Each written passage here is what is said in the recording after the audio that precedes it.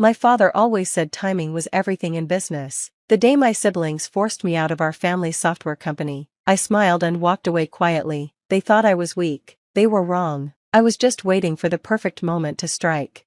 I'm Katherine Morgan, though everyone calls me Kate. Until 3 years ago, I was the head of client relations at Morgan Technologies, a company my father built from nothing into a $40 million enterprise. Today, I'm about to become their worst nightmare. Let me take you back to where it all began. Morgan Technologies was my father's legacy. He started coding in his garage, developed revolutionary inventory management software, and built an empire. He had 3 children, my older brother James, myself, and my younger sister Amanda. From the beginning, he made it clear the company would belong to all of us equally. Business is about more than just products, he'd tell us. It's about relationships. Never forget that. I took those words to heart. While James focused on product development and Amanda handled marketing, I built relationships with our clients. I knew their businesses, their challenges, their goals. More importantly, I knew how to keep them happy. When Dad passed away suddenly from a heart attack, he left the company split equally between us, 3% each. But he'd made one crucial mistake: he hadn't updated the company bylaws. They still stated that major decisions required only a simple majority. It took exactly 2 weeks for James and Amanda to show their true colors. Kate, James called me into the conference room one morning. We need to discuss the future of Morgan Technologies. Amanda sat beside him, both of them in expensive suits that screamed corporate success. I should have known something was wrong when I saw the lawyer sitting quietly in the corner. We've been reviewing the company's structure, James began, and we feel changes are needed. The client relations department is outdated. We're moving to an automated system. I stared at them. Automated? Our clients specifically choose us because of our personal approach. Times change. Amanda smirked. We need to evolve. Besides, your department is eating into our profit margins. Those relationships are what built this company. I argued. Dad always said dash. Dad's not here anymore. James cut me off. And with our combined shares, we've voted to eliminate your position and department. The lawyer slid a document across the table. A buyout offer for my shares at well below market value. You can't be serious. It's this or we'll vote to dissolve your department anyway, Amanda said. At least this way you get something. Something? I laughed. You're offering me 1/3 of what my shares are worth. James shrugged. Take it or leave it. Either way, you're out. Go start your own business if you think you're so valuable. I looked at my siblings, really looked at them. When had they become these cold, calculating strangers? Then I remembered something else Dad had taught me. Sometimes the best move is to let your opponents think they've won. I signed the papers. Amanda actually giggled as I packed up my office. Don't forget to send us a Christmas card from whatever small-town startup you end up working for. They never bothered to read the non-compete agreement carefully. It prevented me from starting a competing software company, but said nothing about starting a consulting firm. More importantly, they were so busy celebrating their victory that they didn't notice what I took with me: relationships. That evening, I made 3 calls. The first was to David Chen, our biggest client, whose company alone accounted for 20% of Morgan Technologies' revenue. David, we need to talk about your contract renewal next year. The second was to Sarah Martinez, a brilliant software engineer who'd been trying to poach me for her startup for years. Sarah, remember that partnership you proposed? I'm interested. The third was to Dad's old friend and lawyer, Benjamin Wright. Ben, remember how you always said Dad should have updated those bylaws? Well, I need your help with something. What James and Amanda didn't know was that I'd spent the last 5 years building more than just client relationships. I'd built a network. And networks, unlike software, can't be automated.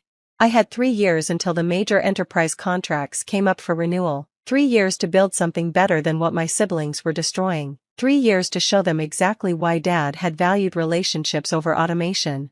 The game was on, and they didn't even know they were playing. The first year after leaving Morgan Technologies was all about laying groundwork. While James and Amanda celebrated their streamlined company, I was quietly building something they'd never see coming. My new venture, KM Consulting, appeared to be just another boutique business consulting firm, but beneath the surface, it was designed with one specific purpose: to become indispensable to Morgan Technology's biggest clients. The genius part? My siblings actually helped me do it.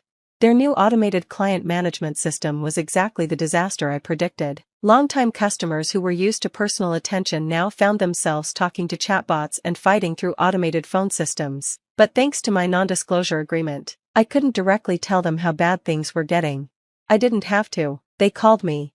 Kate? David Chen's voice was frustrated during our first consultation. Your siblings' new system lost our entire quarter's data. They're saying it'll take weeks to restore. That's unfortunate. I replied carefully. Would you like me to review your disaster recovery protocols? As a consultant. Of course. One by one. Morgan Technology's biggest clients hired KM Consulting. Officially, we were helping them optimize their business processes. Unofficially, we were becoming their safety net as Morgan Technology's service quality plummeted.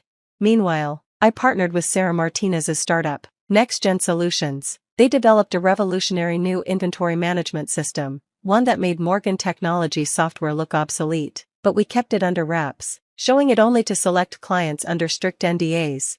Your siblings won't know what hit them, Sarah grinned during one late-night strategy session. This software is everything their clients have been begging for, and more. By the end of that first year, KM Consulting was handling emergency support for 60% of Morgan Technology's major clients. James and Amanda were too busy congratulating themselves on their cost savings to notice their customers were increasingly relying on their sister's new company. The second year was when things really got interesting. Morgan Technologies started losing smaller clients, the ones who couldn't afford additional consulting support. James and Amanda responded by raising prices on their enterprise clients to make up the difference.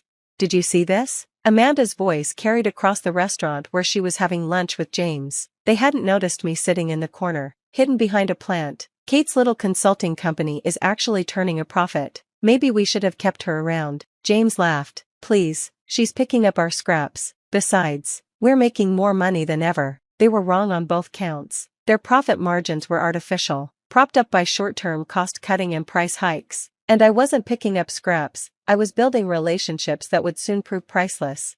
The turning point came during a major technology conference. Morgan Technologies was unveiling their latest software update, a revolutionary new interface that was actually just a cosmetic upgrade. I was there representing KM Consulting, but also to set the final phase in motion. During James's presentation, something went wrong. Their demonstration crashed spectacularly, displaying error messages that revealed just how outdated their core technology was. The audience of tech executives and industry journalists muttered and took notes. Later that evening, at the conference mixer, David Chen approached James and Amanda. We need to discuss our contract renewal, he said gravely. Of course, Amanda chirped. Our new pricing structure dash. Actually, David interrupted. We're considering other options. James's face darkened. What other options? Our software is proprietary. You can't just switch vendors. True, David smiled, but our consultants suggested we review our technology infrastructure. Speaking of which, Kate, join us. The look on my siblings' faces as I approached was priceless. You? James sputtered. You're consulting for our clients? For your biggest client, David corrected, and about 60 others. Amanda's wine glass nearly slipped from her hand. 60? Did you really think they'd just accept being abandoned to your automated systems? I asked quietly. Someone had to help them keep their businesses running. This is a violation of your non-compete, James hissed.